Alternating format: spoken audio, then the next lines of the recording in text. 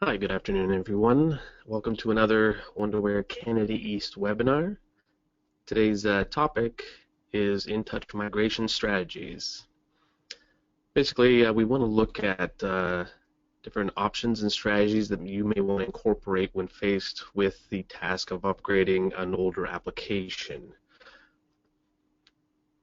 We also want to help you make informed decisions on the best plan forward, as it's usually at this time that you can incorporate new functionality while still maintaining your existing production. And my name is Alex Elves. I do tech support and training at Wonderware Canada East. I'm in the industry now for approximately 15 years. First with a Siemens distributor, and now here at Wonderware.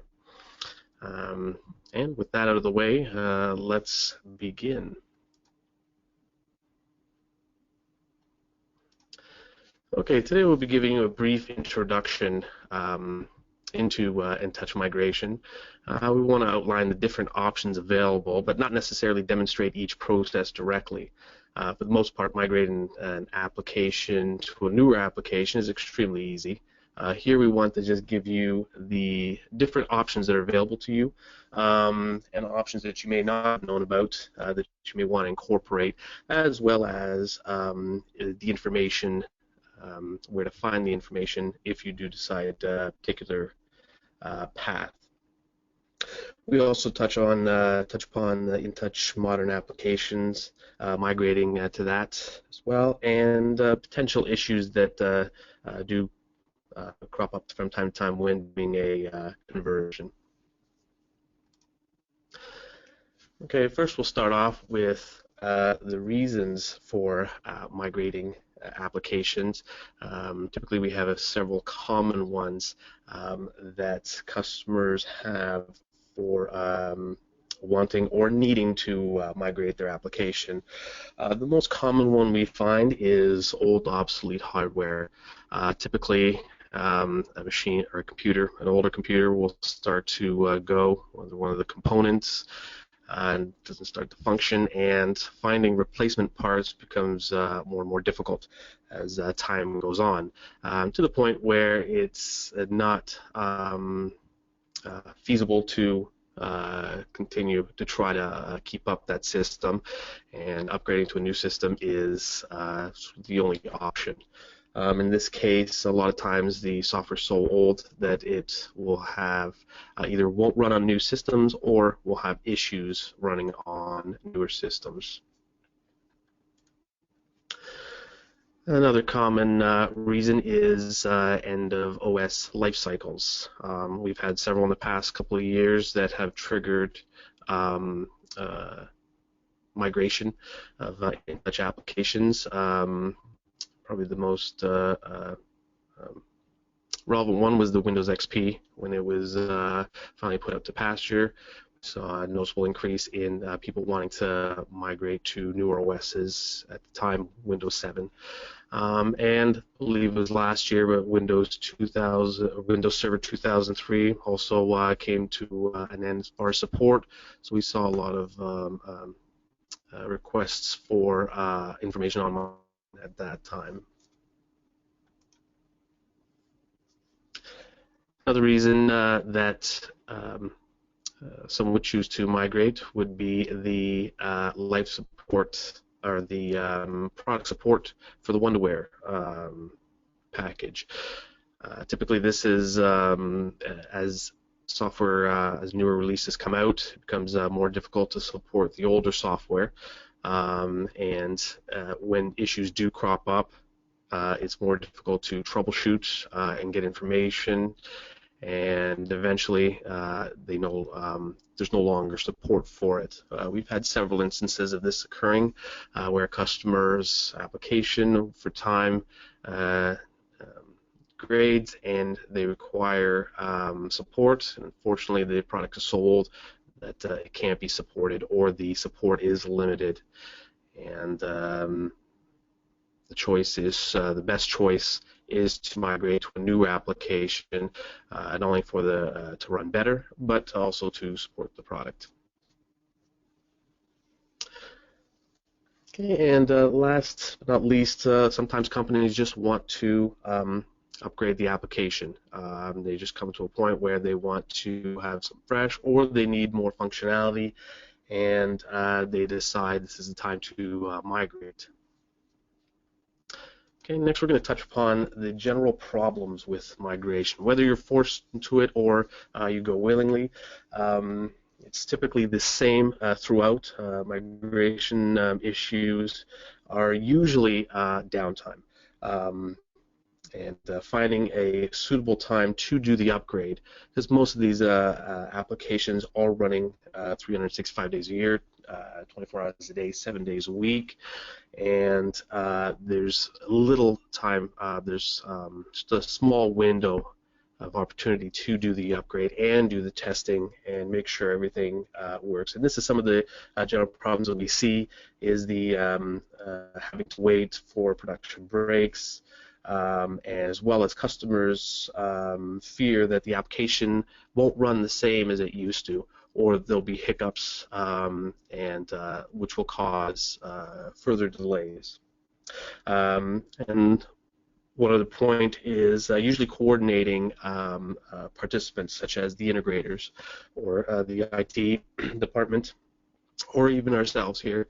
It's usually a challenge to get everyone together and agree on an agreed upon time to address these issues.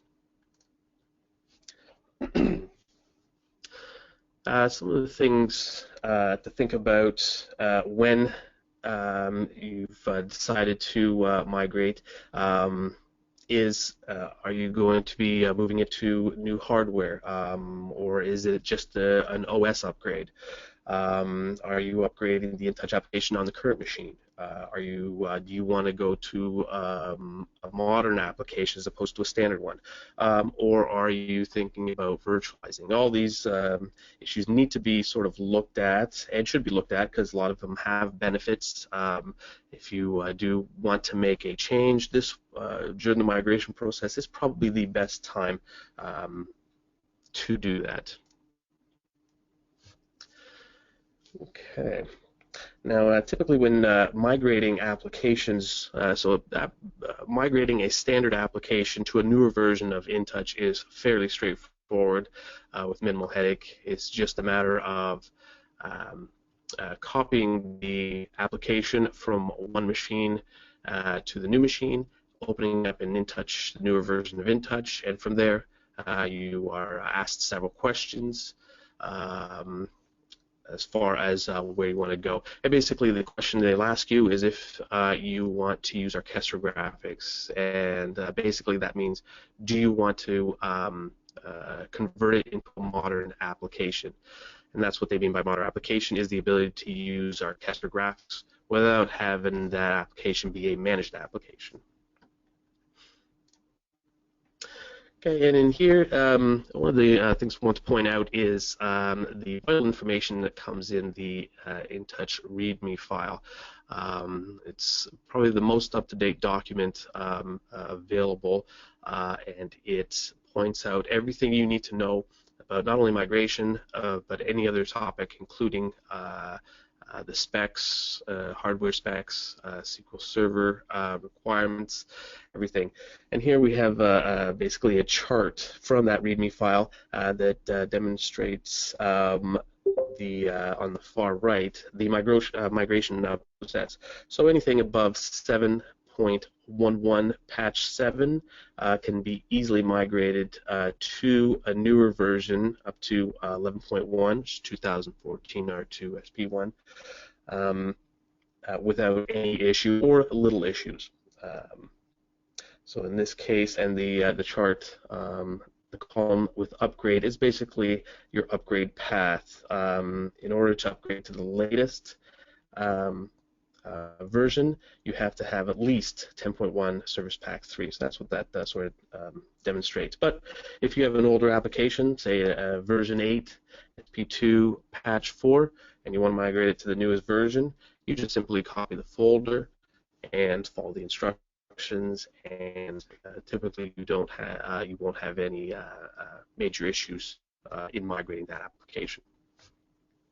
This is something I want to briefly touch upon.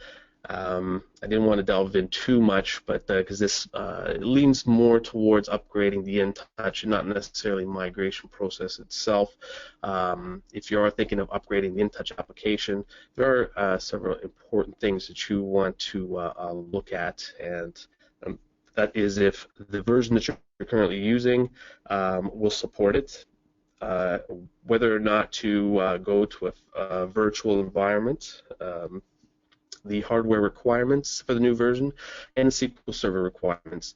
If you're using an older version, such as 2005, you'll have to upgrade to at least SQL Server 2008. And that's all outlined in the InTouch README file, and we'll make this PowerPoint available. And if you click on that link and log into the GCS, you'll be able to look at that README file. It's also included on the media when you install, when you do the installation, and it's always helpful to check out that because it has every piece of information you need as far as requirements.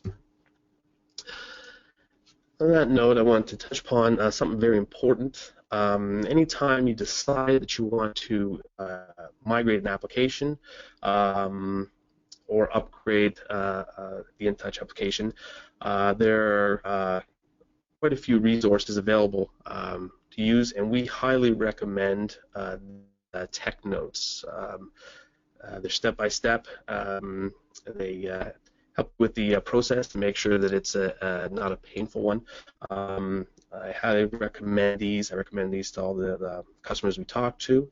And as you can notice, I've provided the URL underneath each Tech Note. For that, when you get the PowerPoint, you can click on them, and when you log into the Wonderware support site, you're able to download these in full. And I just touch upon, I've included some of the important ones. First one, how to create a modern application or convert a standard one to a modern application. Migrating for older customers with older versions, migrating the older version 9 and 10 to the latest one, taking a standalone application and moving it to a different machine. We also have some other ones here if you want to incorporate, move your application to a application server.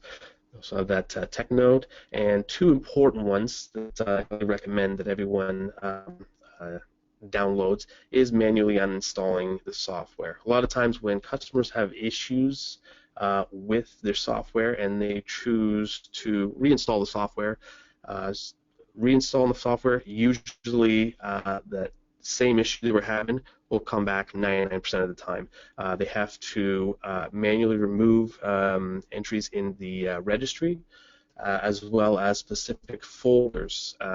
After that's done, then when you reinstall it, it'll be like a brand new clean installation. We do have a batch file. Again, it's not a supported one, but if it is available upon request, if you're interested in an automated sort of solution to uninstalling the Wonderware software. And the final two I included here, not really pertaining to the migration, but very important Tech Notes to have is the installation guide for SQL Server. A lot of times the issues that prop up not only through migration, but just installation will come down to the SQL Server not being properly installed. This is a fantastic guide for whatever version you're using to read over when installing SQL Server for the first time. And again, the URLs are there. You can just click on them, and when if you're not registered with the global support site, you can register at the time, and they'll provide you with, you'll be able to download these directly. On this presentation, we've also included videos, a video on how to convert a legacy application to a modern application. So we've created specific videos for specific tasks, and this one goes step by step in the process of converting a legacy app into a modern application. And if you're thinking of doing modern application. I highly recommend this video, and I've embedded it in this presentation. So you could use it if you decide to do so.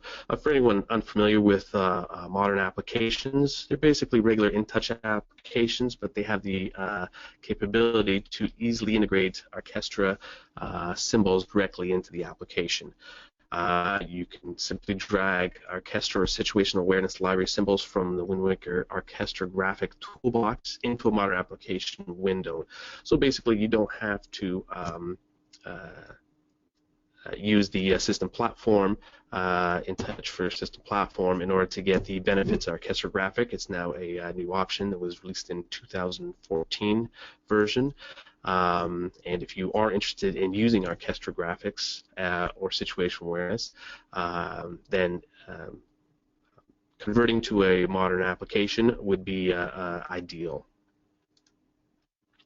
Okay, there are sometimes potential issues will come up. Usually they're minor issues. One of the ones that we typically find are invalid reference or unknown OCX method. Now, this pertains to moving an application over and the newer version not having the ActiveX control either installed, or if it was a custom-made one, it can't find it. Basically, if they've made a custom ActiveX control, you basically just include it in the folder that you're copying to the new InTouch machine.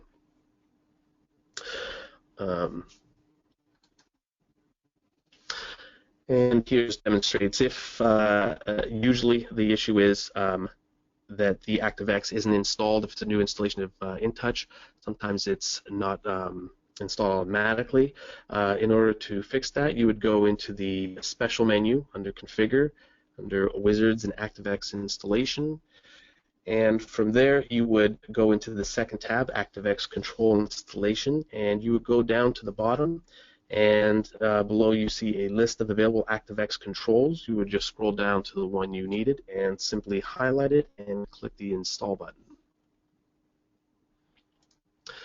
Well, that's it for the presentation. If there's any questions, I'd be more than happy to answer them. Also, for anyone who is interested in situational awareness, we are having a webinar next month on Wednesday, September 14th from 1 p.m. to 2:30 p.m. It may not be that long, but it's usually about an hour, but we usually give it an extra bit because situational awareness is a hot topic a lot of people are interested in, and it's definitely one that would be beneficial to check out.